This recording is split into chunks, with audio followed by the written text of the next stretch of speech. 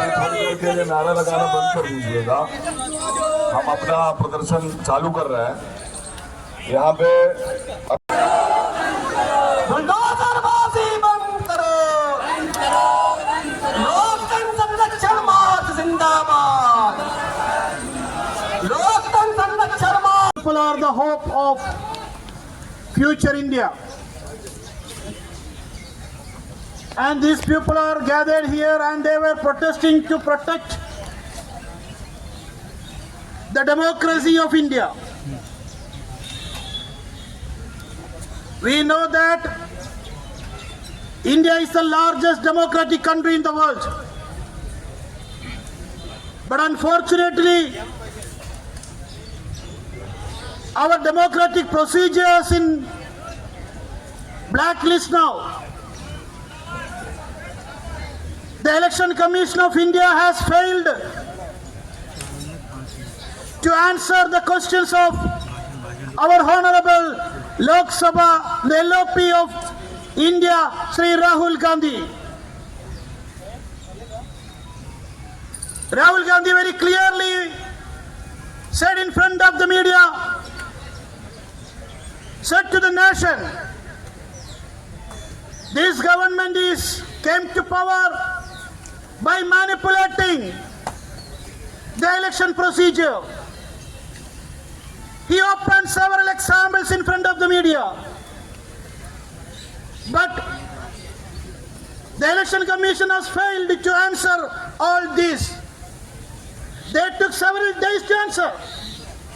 But unfortunately, the Chief Election Commission of India is saying that it is very shame to the Election Commission of India. Our demand is that the Election Commission should examine all these allegations. Very clear-cut examples. But they were not ready to examine what happened in the last election. If they were not manipulated the election, the India Sakyam will be, the India Alliance will be in the power in the recent days. Rahul Gandhi will be the Prime Minister of India. But by the help of Election Commission of India, the BJP and RSS people manipulated the election. Bangalore Lok Sabha election result is an example. Maharashtra Vidhan Sabha election result is an example. And several examples are in front of this country, in front of the people. There is no such answers. There is no direct answers from the Election Commission of India. They were threatening. They were threatening the LOP. They are saying it is anti-Indian or anti-national statement. It is anti-Election Commission statement. It's a constitutional body. And we are saying that you people want to that if you are a constitutional body, you want to take your role in free and fair manner. Otherwise, the people will come into the office of Election Commission of India. What is happening in Bihar? The poor people, they produced their several identity certificates. But the Election Commission of Bihar and Government of Bihar is saying, we were not ready to accept all these your identity cards. In the last couple of days back, the Supreme Court of India is ordered Aadhaar card is one of the identity card. But the Election Commission of Bihar is not ready to accept. What is their intention? Their intention is to exclude all the Dalits, all the Muslims, all the other backward communities from the election voters list. And they want very safe entry to the power. We will not allow that. The vote Adhikar Yatra of Rahul Gandhi happened in the Bihar. Very clearly saying that many people joined in that movement. That is a very clear picture of the nation. At the same time, what is happening in Assam? One CM, Assam, he is ruling that state.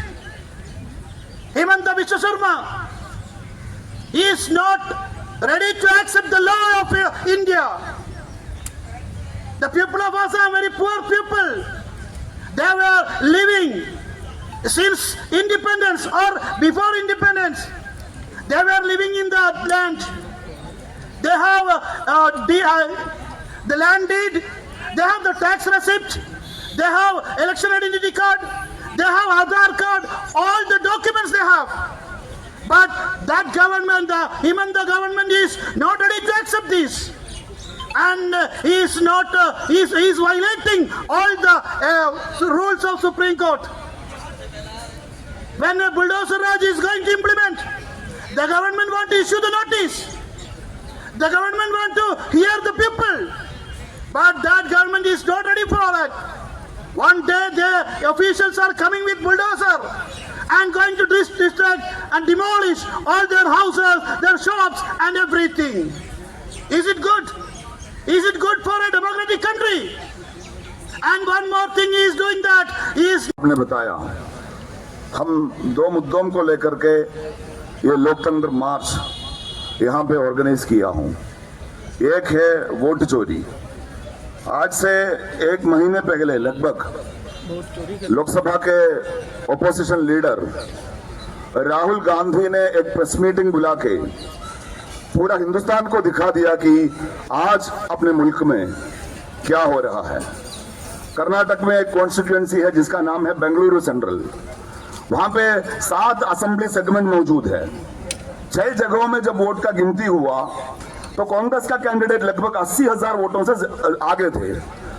और जब Mahadevapura constituent का vote गिनकर result बाहर आया तो वहां पे BJP का candidate का लगभग 1,10,000 वोट का लीड हुए और वो कॉन्स्टिट्यूएंसी बीजेपी 30,000 वोटों से जीत गए। उसका वोटर स्लिप मांगा हिंदुस्तान की, जिसे हम डेमोक्रेसी की मां कहते हैं। दुनिया की सबसे बड़ा डेमोक्रेटिक कंट्री का इलेक्शन कमीशन से इस मुल्क का ओपोजिशन लीडर ने वोटर लिस्ट मांगा।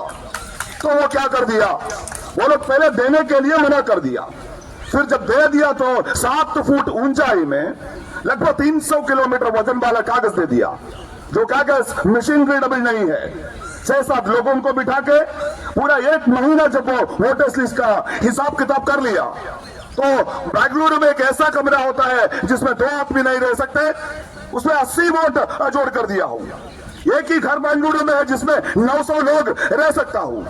तो एक बात हमें मालूम पड़ गया कि देश की दुनिया की सबसे बड़ा डेमोक्रेटिक प्रोसेस जिसको देखभाल करने का हमने जिम्मेदारी दिया है हिंदुस्तान का इलेक्शन कमीशन, आजकल वोट चोरी कर रहा है। ये साफ सबूत के साथ अपने साथ सामने हम अभी देख रहा है। जब सवाल पूछ रहा है तो इलेक्शन कमीशन दौड़ रहा है सवालों से, वोटर्स लिस्ट देने के लिए मना कर रहा है। और बिहार में इन्होंने SIR कर दिया था। कल इलेक्शन कमीशन ने फैसला लिया कि पूरा हिंदुस्तान में वो लोग SIR करने जा रहा हूं। ये लोग चुनाव जीताने के लिए कुछ लोगों का वोट काटने जा रहा हूं और अपनी मर्जी का लोग वोट जोड़ने जा रहा हूं। इसके खिलाफ मुस्लिम यूथ लीग का ये मुखालफत है, ये लोकतंत्र संरक्षण मार्च है। दूसरा अपना मुद्दा है आसाम। आप देखा होगा आज से 2 हफ्ते पहले आसाम की हाईकोर्ट के सामने एक केस की आर्ग्यूमेंट हो रहा था। तो कोई वकील खड़े हैं शहर में, आसाम हाईकोर्ट की एक जज जिसका नाम है सुनील कुमार द्विवेदी, वो भी बैठे हैं। और आसाम गवर्नमेंट का ये एडवोकेट आकर के बोल रहा है कि हम 3,000 बीघा लैंड एक सीमेंट फैक्ट्री को देने जा रहा हूं। तो जज आश्चर्य हो रहा है, घबरा के पूछ रहा है, अरे भाई आप 3,000 बीघा लैंड देने जा रहे हो, जिसका मतलब है आसाम का एक डिस्ट्रिक्ट वैसे ही आप किसी फैक्ट्री बनाने देने जा रहा हूं। किसका वकील खड़े थे? वो महाबल सीमेंट फैक्ट्री का वकील खड़े थे। महाबल सीमेंट फैक्ट्री का मालिक का नाम होता है अदानी। यह मतलब है अपने देश में अभी उनको 3,000 बीघा लैंड है जो मुफ्त में अदानी को दे सकता हूं। दूसरी जगह आप उसी आसाम में देख लो, जो लोग प्लास्टिक बांध करके उसके नीचे बीच रहा हूं, जी रहा हूं, उससे अपना मकान छीन रहा है, उससे अपना जमीन छीन रहा है, उसे कागज पूछ रहा है। अगर वो कागज दिखाएगा तो उसको भी तोड़ के फेंक के उन लोगों को बुलडोजर से अपना घर तोड़ के उसको गली में फेंकने जा रहा हूं। एक जहां आपके पास हजारों एकड़ लैंड है जो मुफ्त में आप अदानी को दे सकता हूं, उसी स्टेट में दूसरी जगह आप गरीब लोगों का जमीन छीन रहा है, बुलडोजर चला रहा है। ये खाली आसाम में नहीं, जहां जहां बीजेपी का गवर्नमेंट है वहां माइनॉरिटी के खिलाफ, वहां मुसलमानों के खिलाफ, दलितों के खिलाफ, पिछड़ों के खिलाफ, यहाँ के बहुजन लोगों के खिलाफ इनका जो हरकतें चल रहे हैं, ये जो बुलडोजर राज का राजबाजी ये लोग कर रहे हैं, उसके खिलाफ मुस्लिम यूथ लीग का लोकतंत्र राज रहा है। यहाँ पे जितने भी यूथ लीग का कार्यकर्ता मौजूद है, मैं एक बार भी बोलना चाहता हूँ।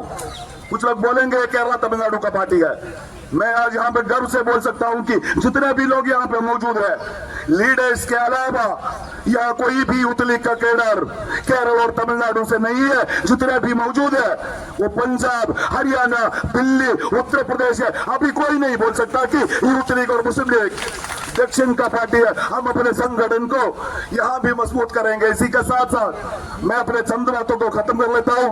अपना ये जो प्रोटेस्ट है उसको इनाग्रेट करने वाला ईटी मोहम्मद बशीर साहब है, जिसको देखकर हम खुद को नौजवान बोलने में कभी शर्मिंदा हो जाता है। इस उम्र में भी देश की कोने कोने में जहां मुसलमानों के खिलाफ और पिछड़े लोगों के खिलाफ अत्याचार होता है, उसकी खबर सुनते ही एक नौजवान के जज्बे से वहां पे भाग के चलता है। अपना ईटी मोहम्मद बशीर साहब यहाँ पे मौजूद है, आप सबके सामने मैं उसका इस्तेमाल कर देता हूँ।